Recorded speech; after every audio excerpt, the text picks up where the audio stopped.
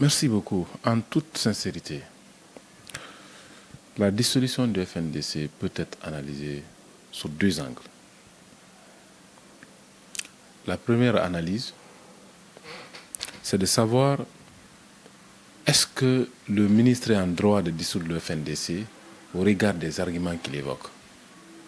La réponse à cela se trouve dans les textes, notamment l'article 34, alinéa 2 de la loi portant fixation du régime des associations en République de Guinée.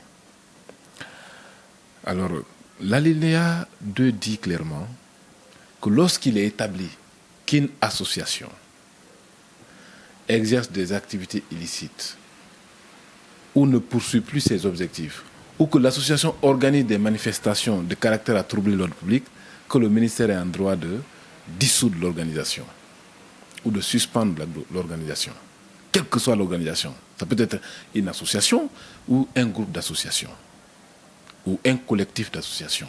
Ça voudrait dire que le ministère est en droit effectivement de dissoudre le FNDC parce que les faits sont constitués. Il y a eu exactement des troubles à l'ordre public lors des dernières manifestations du FNDC. Et au-delà de ça, l'essentiel des manifestations que le FNDC organise, il y a toujours des troubles à l'ordre public. Vous savez, sans avoir la prétention de défendre qui que ce soit, nous qui sommes acteurs sociaux ou acteurs politiques, nous devons être des légalistes. Ça voudrait dire que dans un état de droit, lorsque tu estimes être défenseur des sans-voix, il faut te conformer à la loi. Quand tu donnes un avis de manifestation et que l'autorité interdise la manifestation, tu te sens léger dans tes droits, ou que tu penses que la décision administrative est illégale, l'opportunité que la loi te donne, c'est de saisir le supérieur hiérarchique de l'auteur de l'acte pour l'annulation de l'acte ou de saisir la justice pour demander à la justice d'annuler la décision administrative qui est prise et pour te permettre d'exercer tes droits. Mais tu ne peux pas, en tant qu'acteur social, braver l'autorité de l'État pour exercer ton activité. En cas de violence, tu en es le seul responsable. C'est ce qui a manqué aux activités, n'est-ce pas, de nos camarades. La deuxième analyse, en tant qu'acteur social,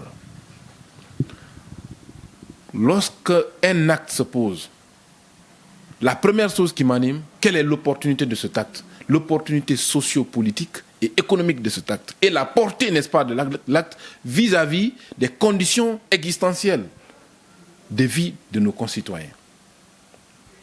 Au regard des activités que le FNDC mène, surtout les méthodes de revendication, il faut aisément et sans gêne dire que les manifestations du FNDC contribuent beaucoup plus à tuer les Guinéens que de trouver solution aux problèmes des Guinéens. Parce qu'à chaque manifestation, il y a des morts. Il y a des destructions des biens publics et privés. Il y a des citoyens paisibles qui sont violentés. Il y a, n'est-ce pas, des zones dans la ville de Conakry qui sont impraticables pendant ces manifestations. Et les citoyens qui ne veulent pas s'associer à ces manifestations, où se trouvent leurs droits? Qu'est-ce qu'on en fait avec leurs droits d'aller et de revenir? Ceux qui sont morts, qu'est-ce qu'on fait avec leurs droits? On ne peut pas réfléchir en tant qu'acteur pour reculer et mieux se positionner afin de faire notre travail, sauf aller s'engouffrer dans la même stratégie, malgré qu'il y a des morts. On ne travaille pas pour qu'il y ait plus de morts. On ne travaille pas pour qu'on puisse comptabiliser à chaque jour que Dieu fait les morts. On travaille pour éviter justement ces cas de mort. On travaille pour faire en sorte que les Guinéens soient protégés au maximum. Tout acte qui ne protège pas les Guinéens, tout acte qui ne peut pas unir les Guinéens, tout acte qui ne peut pas faire en sorte que les Guinéens puissent vivre en paix, on doit changer. C'est pourquoi nous n'avons pas qu'un seul outil ou un seul moyen de revendication à notre disposition. Nous avons les plaidoyers, nous avons les dénonciations, nous avons, n'est-ce pas, les lobbying que nous faisons. Il y a de ces contextes sociopolitiques où la marche ne peut pas trouver solution. Il faut aller au lobbying. Il y a de ces contextes où le lobby ne peut pas trouver solution. Il faut aller à la dénonciation. Il y a des contextes où la dénonciation ne peut pas trouver solution. Il faut aller au plaidoyer. C'est pourquoi nous avons tous ces outils-là. Mais lorsque nous comprenons qu'un moyen que nous utilisons n'arrange pas les populations, il faut reculer pour mieux sauter. C'est pourquoi, aujourd'hui, le ministère, malheureusement, se retrouve en droit de dissoudre le FNDC. Même si nous autres qui protégeons l'espace sociopolitique, cela ne relève pas de notre envie aujourd'hui, mais les membres de cette organisation dissoute ont donné tous les arguments possibles à l'État guinéen de dissoudre leur organisation. Ce qui est malheureux pour notre pays et pour l'espace sociopolitique guinéen. C'est très malheureux. Nous sommes désolés, mais qu'est-ce qu'il faut lorsque la sécurité publique est en danger, lorsque la paix est menacée?